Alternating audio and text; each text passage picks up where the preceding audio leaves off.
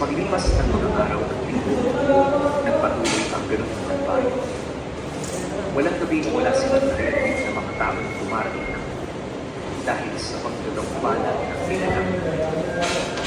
Kahit ang kawitan, sadyang hindi nila yung kayang tulungan. Natatakot sila na makapagnakilang sila. Sila naman ang pagdudungan nila na may hindi pa nila nasisihan. Dahil sa ganang pangyayari, humingi na ang mga tao ng tulong sa mga albularyo. Siya nga pala di ito pinapaalam sa lahat dahil alam ng mga matatanda sa kanilang lugar na magdudulot ito ng matinding kaguluhan. Kaya naman kahit nagalit na ang perwisyo ng nilalang, tibig-balikan pa rin ang lahat ng mga nakakaalam patungkol sa nangyari. Tuwing sumasapit din ang gabi, walang sawa silang tinatayuhan ng kanilang ama ukol sa mga gagawin nila. Natatakot man ito pero patik nito na kailangan nilang maghanda.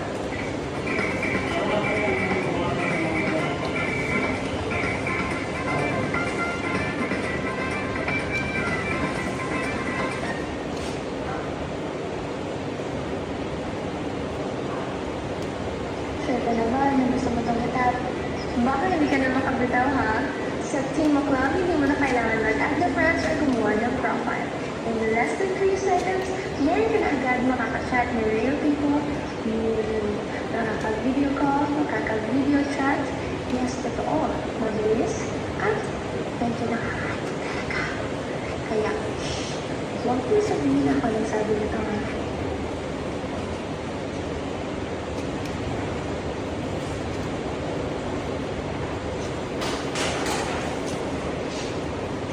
Nila alam ang mga posibleng mangyari. Akala noon ni Leonardo at ng kanyang mga kapatid ay ligtas na sila. Ngunit ang hindi nila alam, ang kalbaryo ng kanilang pamilya ay hindi pa nagsisimula. 3 araw pagkatapos makatingin ng tulong sa mga albularyo at tingero ng bahay, dumating ang mga matatanda at kalalakihang unang beses palang niyak na sinayan.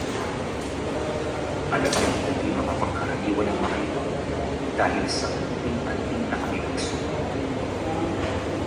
Pagkatapos ng araw ng kanilang pagdating, kagad silang umalat sa kabulukan ng lugar. Kinausap nila ang mga pamilya kung saan sila madaming magbabanda upang makapagpakilala at mailahad ang patay nila. Kabilang sa mga tahanan malapit sa ginabantayan ng mga ay ang kanilang bahay.